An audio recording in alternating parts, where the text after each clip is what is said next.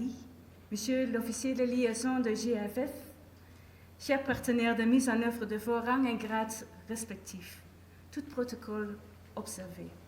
C'est un grand plaisir pour moi d'assister aujourd'hui au lancement officiel du projet ARISE, Kenea Yirawali, une nouvelle initiative majeure après PACSU, aussi soutenue par le gouvernement du Mali, la Banque mondiale, les Pays-Bas et le GFF, ou le mécanisme de financement mondial. Le PACSU a aidé le Mali à fournir à plus de 8 millions de citoyens l'accès à des soins de santé de base de bonne qualité. Plus de 4 millions de services fournis de santé essentiels de qualité. Nous espérons que Kenea Yirawali pourra assurer l'accès aux services de santé de qualité pour 11 millions de Maliens.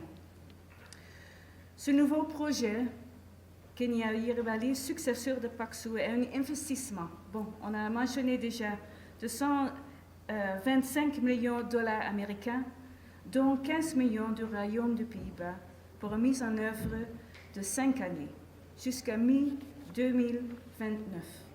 Ce projet donne la priorité à l'amélioration de l'accès aux soins de santé essentiels de qualité, en particulier pour les groupes vulnérables tels que les femmes enceintes, les nouveau-nés, les enfants et les adolescents, mais aussi les indigents.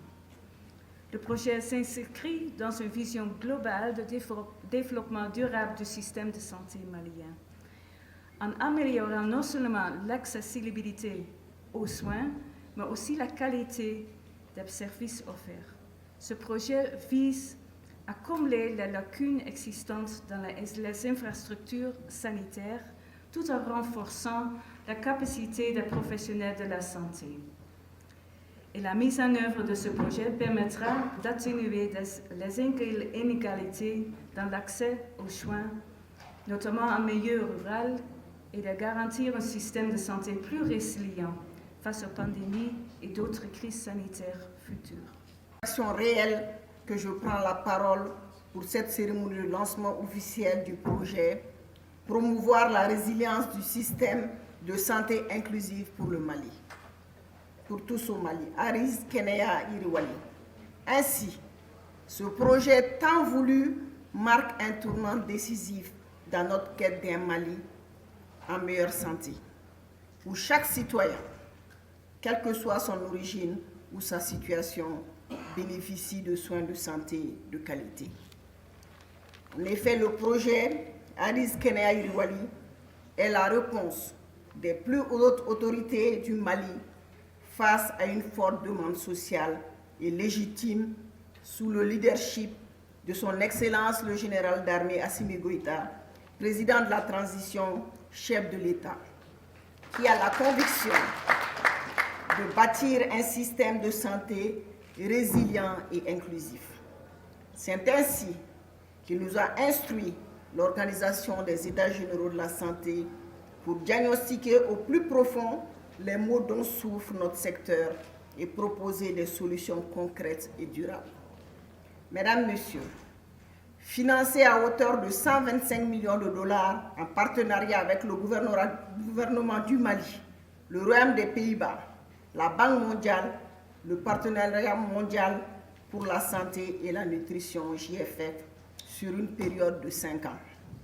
Ce projet s'inscrit dans le cadre du renforcement de notre système de santé afin de circonscrire les défis sanitaires et d'aborder les autres crises sanitaires où chaque mère en état de procréer peut accoucher en toute sécurité, où chaque enfant a accès à des vaccins, où chaque malade trouve les soins dont il a besoin.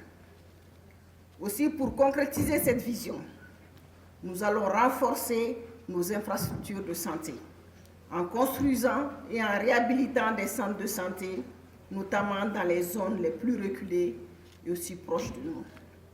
Nous allons également former, équiper et mettre en place un mécanisme de financement plus innovant pour mieux outiller nos professionnels de santé pour fournir des soins de qualité, promouvoir la prévention et l'éducation à la santé en sensibilisant les populations aux bonnes pratiques d'hygiène et de nutrition. Alors le succès de Araï Kenya Yiriwali dépendra de notre engagement collectif. Et c'est ainsi que je lance un appel à tous les Maliens, nos partenaires nationaux et internationaux, de se substituer à la réussite de ce projet, gage de renforcement de notre système de santé.